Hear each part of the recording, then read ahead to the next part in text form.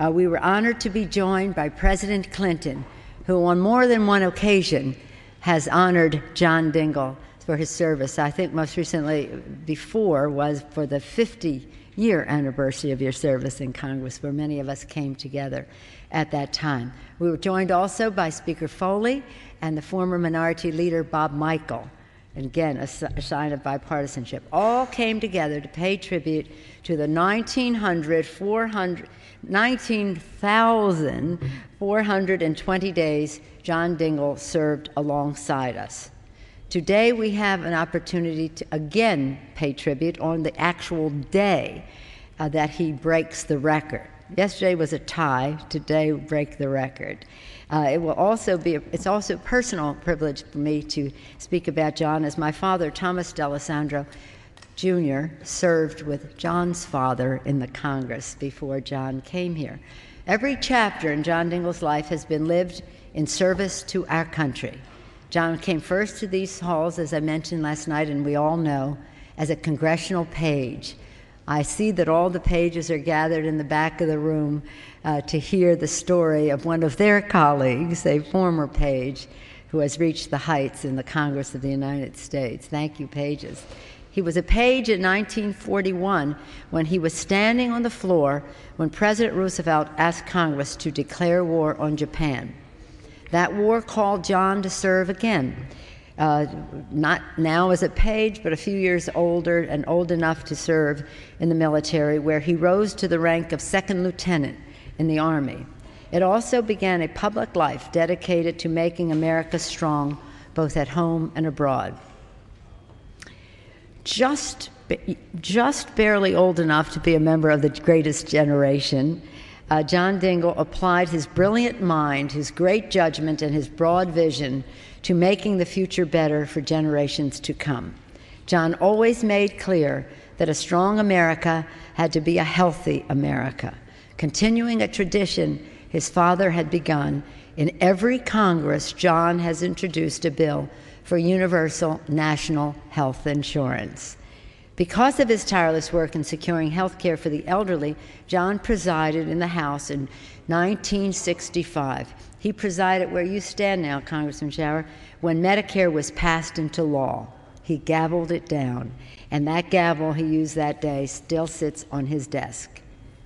To work alongside John Dingell is to be inspired by the history of our institution and humbled by the seriousness of our work. John, as I said yesterday, tied the record. Today, he broke the record. And every day that he serves from now on, he will continue to set a new record, certainly a new record of time in Congress, but that's the least of it, a record of leadership combined with experience and longevity that makes him such a powerhouse. To John, we love and respect you, and by any measure, your leadership and your success have been unsurpassed. Congratulations on this wonderful honor. We look forward to working with you for many weeks, years, every day to break the record, a new record, but as that piles up into years, our country will be well served, continue to be well served by your tremendous leadership. Thank you, Mr. Chairman. The gentlewoman from California yields the balance of her time. The gentleman from Michigan, Mr. Upton, is recognized. Mr. Speaker, at this point I would yield 4 minutes to the former chairman and now distinguished ranking member of the powerful and influential Energy and Commerce Committee. 4 minutes. Mr. Barton. The gentleman is recognized for 4 minutes. Thank you, Congressman Upton. I would ask unanimous consent to revise and extend. Mr. Speaker, we're here today to honor one of the true lions of the Congress. I feel like, since this is the third time I've made this type of a speech, that I'm at a funeral, except for the fact that our honoree is not only alive, but he's still kicking and has lots of life left to give to his constituency and to the Congress, and certainly to the committee that he's served as chairman for so many years, the Energy and Commerce Committee. I've known John Dingell in some ways since 1985 when I got sworn in as a freshman member. I've served on the committee that he was the chairman of since 1987. I've served 22 years on the committee. And for the last 17 years, In some shape, form, or fashion, I have sat beside him as subcommittee chairman, as ranking member, as full committee chairman, as ranking member of the full committee, and now again as ranking member with he as chairman emeritus. There is a public side of John Dingell, and there is a private side of John Dingell. We have numerous stories about the public side of John Dingell, the powerful, gruff chairman, some of the private sides of John Dingell, much less public, but just as important. When I had my heart attack 3 years ago, John Dingell is one of the people that called and gave me solace and counsel and checked on my wife and made sure that she was okay. When we had, Terry and I had our son 3 years ago, John and Debbie called and asked what kind of a gift, and knowing of their association with the auto industry, I thought a Cadillac Escalade might be in order. But what we got were car seats, a car seat for Washington and a car seat for Texas. A very practical gift, also within the House ethics rules, and also very, very thoughtful. One of the things that has not been said that I'm aware of is that in spite of the many legislative achievements, the Clean Water Act, Safe Water Drinking Act, the Clean Air Act amendments, a lead role in the original Clean Air Act, John Dingell is a very humble man. He has not asked that his name be put on any of that legislation. When I chaired the Energy Conference Report that later became the Energy Policy Act of 2005, I wanted my name on the bill. And Senator Domenici and Senator Bingaman and Congressman Dingell. So I went to Mr. Dingell. I said, let's put your name on the bill. We'll call it the, Barton, Domenici, Dingell, Bingaman bill.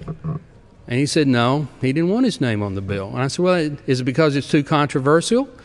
He said, no, I don't believe that a man should be that presumptuous. And I may be wrong, but I'm not aware of any piece of legislation that is called the Dingell bill, because he just wants to get the job done. He's not interested in personal memorials.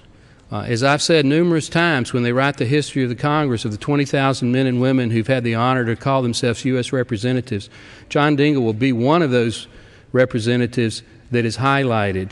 I think he's probably the most influential House member in the history of the Congress who has not been Speaker of the House. And he could have been Speaker at some point in time. And I don't mean that as a personal attack on our current Speaker.